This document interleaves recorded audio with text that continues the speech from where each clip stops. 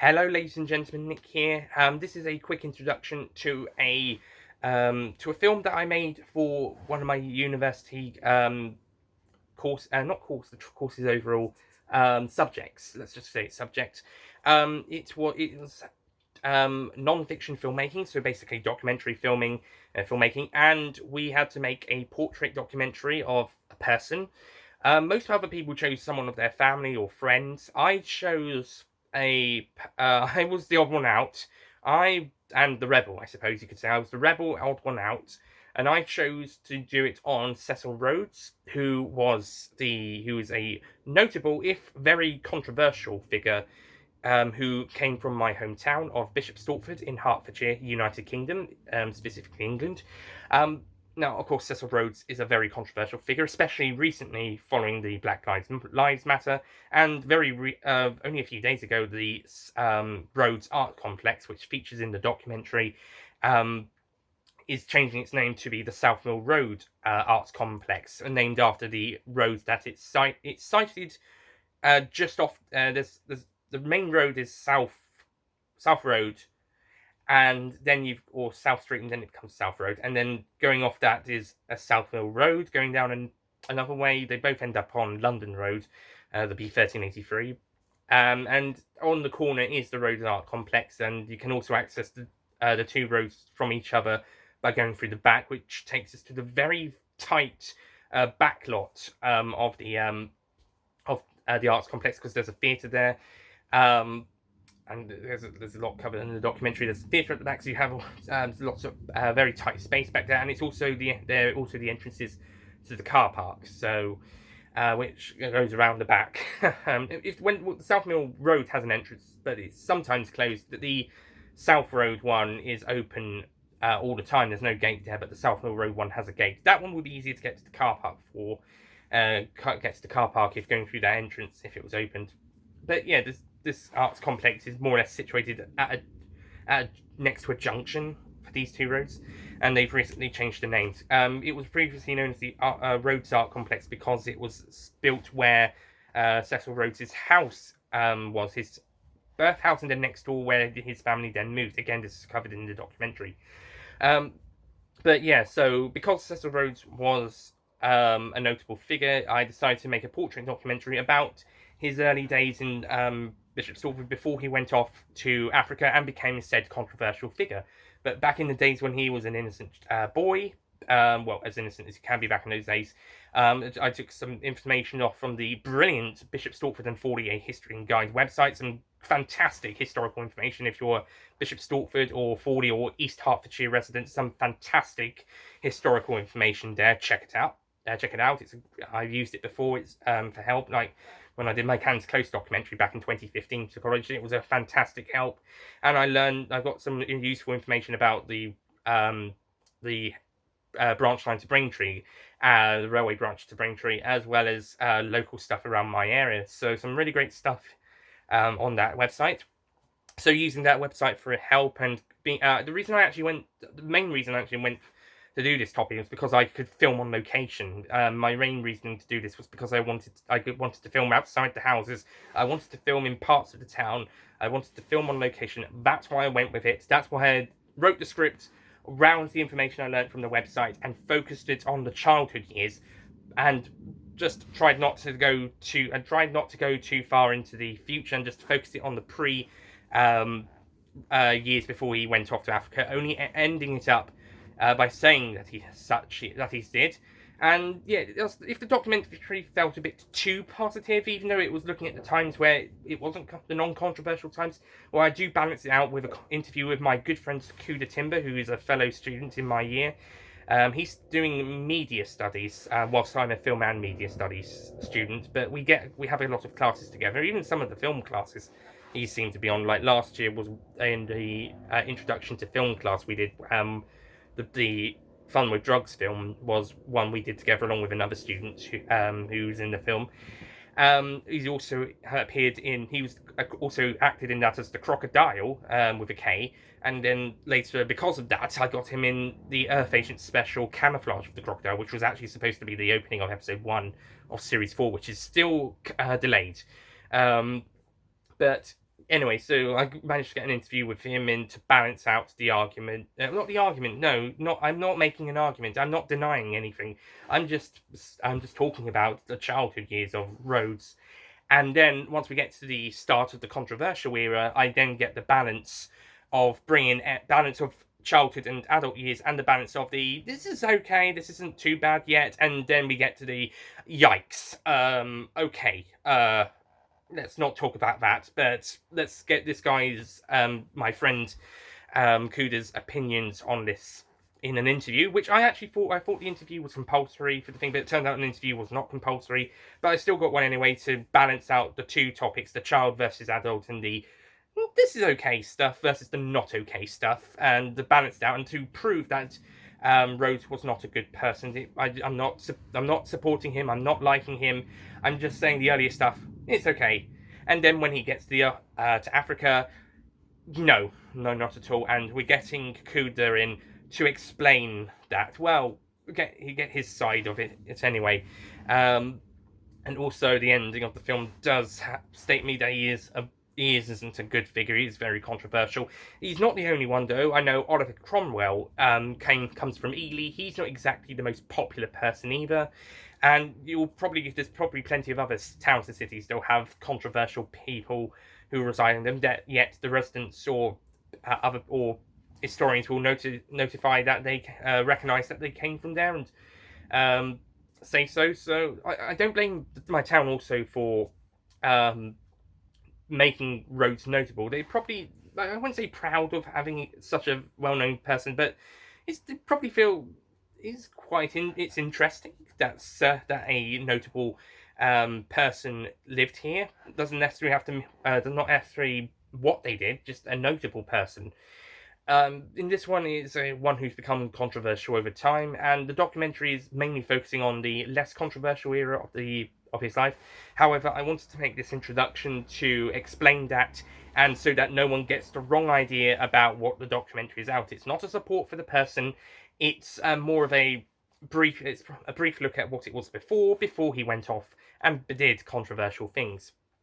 And I was going to put the review out, not the review, the video out normally. After passing it after it was on private, unlisted, to be sent to be viewed. A link was placed to be viewed by the people grading the marks. And I was thinking of either unlisting it after that or after I got the grades back.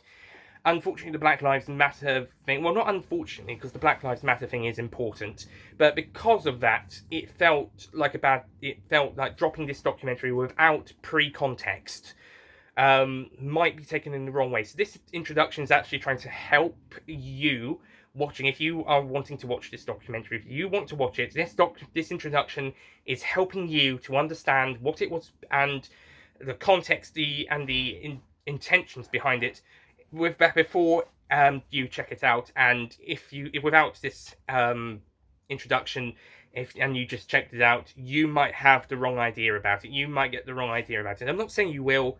I'm saying you might, because some things can just be very controversial, even if they're not intended to. Like I said, I'm focusing on the early years when things weren't so bad, and then mentioning the controversial stuff briefly, and saying we don't really, it's controversial. We don't think it's very good.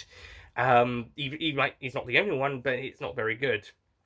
But still, the whole thing could be taken out of context. That's why this introduction is here, to give you context before jumping in. And as such, it's also where you can access the video, because I'm keeping it unlisted unless someone says actually it's fine, you can put it public and no one will get upset, unless someone says that in the comments to this video, or in the comments of of the documentary itself, unless someone, or on Facebook or Twitter, unless someone actually says no, it's actually okay for you to put up without anybody getting upset, without this introduction introducing the thing. It's absolutely fine for it to go out without any introduction. It's absolutely fine, unless someone says that, and if they do, I'll put it public. But unless someone says that, or enough time's passed, but unless someone says it's okay to do it now, I'm not going to do it. I'm going to keep it unlisted unless someone says it's okay or enough time's passed for it to be okay. As such, you can only access it via a link below this video or in the playlists, my films playlist. That's the films I've made, not the film reviews. That's film reviews playlist. It's in the films playlist and the ARU projects playlist. So it's in those two, and it's in the link of this video below, which will also go in those playlists as well. But if you're watching on those playlists, then it should be the next video. But if you're watching this as its own, it's in the link below. Check it out if you're interested. But hopefully this should have made you aware of what it's about and what the intentions were and what I was not trying to do. I was not trying to offend anyone. I was not trying to side with Rhodes. I was trying to show the earlier years and then at the end say, but then he went and became a controversial figure, and that's a bit of a shame, really. Well, yeah, it's a bit of a shame that anybody can be a controversial figure, come to think of it. But yeah, my intentions were to present, not to side. I think most documentaries actually are like that as well. They're facts, not opinions. You've got reviews and vlogs and talk shows for that. You can do opinions elsewhere. Documentaries are usually for the facts. So yeah, hopefully you understand that if you watch the video, not the review. If you watch the video, you'll understand it's a fact-based thing. I'm doing the facts, and my personal view of it is, yes, he's a very bad person, very controversial. Though we do recognise where the town does acknowledge him being in said town, and I think any place would still have just that tiny little bit of pride of having a notable person, even if they do have to pretend not to be if said person is very controversial.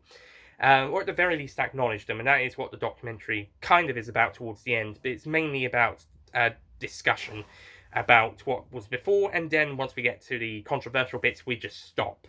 Apart from the balance things out with Kuda's interview and the acknowledgement of, yes, he was a very bad man. Very bad indeed. But the intention is not to side with the very bad man, it's just to talk about him. Or specifically, the younger years when he wasn't a very bad man, he was actually a decent boy. So, yeah, and it also proves that younger people who, when they grow up, can be quite different, perhaps, or maybe their views of when growing up can influence them later in life. I think there's quite a few people who have gone on to do terrible things, may have started innocently, or not like any other person, perhaps. And I think that the documentary does sort of reflect this. But the whole intention, like I said, was to present, not to side, was to present the pre-controversial era stuff, not to side with the person doing said controversial stuff. I do not side with him at all. Not at all. Racism is incredibly bad. I smuggled my word just now, which makes me sound stupid. Yeah, and I support the Black Lives Matter movement. I hope they succeed in their mission, providing they do not become too violent, because the violence is never the answer. But providing they remain pacifist, then I think, they should carry on and continue. Well, yeah, I have full support for them in my beliefs as a person and as my expectations on humanity and life. Because this is century 21, after all. Not only that, but it's the third decade of the 21st century. This should have been done by the time year 2000 came around. We should have been ready to change, to be good people. But unfortunately, over the last couple of years, there have been some really nasty people coming out, and it still looks like we've got a long way to go. Hopefully by century 22, we would have improved. But anyway, to wrap up this introduction and this talk, check out the documentary below, in the link below, or in the playlists if you're up for it, and I hope you got information and context from this introduction, and I hope that you'll go into the documentary knowing what the intentions were, rather than taking it out of context, like I was worried a lot of people would do due to the subject material, and it's really only just the subject material and the fact that I was talking, I say slightly positively, it might sound a little slightly positively in the stuff about the childhood, but it was more a presentation of the facts, and like I said, I do acknowledge the negative stuff at the end, as well as have the interview to help balance it out. on the plus side for you guys, if you do watch the documentary, you get some funny moments in it. I try to present it like Jay Fordman's Unfinished London documentaries. They're great documentaries. Check them out. They're not very long. They're only about 10 to 15 minutes an episode. So give them a watch. And I try to do kind of a comedy version in a style of the review, so hopefully you'll enjoy that at the very least, even if you're not so keen on the documentary. Hope you'll at least enjoy the funny skits that happen. And Ollie Pajak gets a cameo. He helped me with the filming. Shout out to him, and shout out to Kuda for his his help in filming part of the interview, and for taking part in the other side of the interview. I filmed his bits, he filmed my bits, and we left the camera rolling for when we were both on screen. Yeah, and also one other thing before talking about it, the film, apart from that interview, the film is only the first takes. Not the first takes. The first time we filmed all those shots, we've got several takes of them, especially at the houses. But because of the coronavirus hitting, I wanted to do reshoots because most of the sound didn't quite work, especially in those house bits.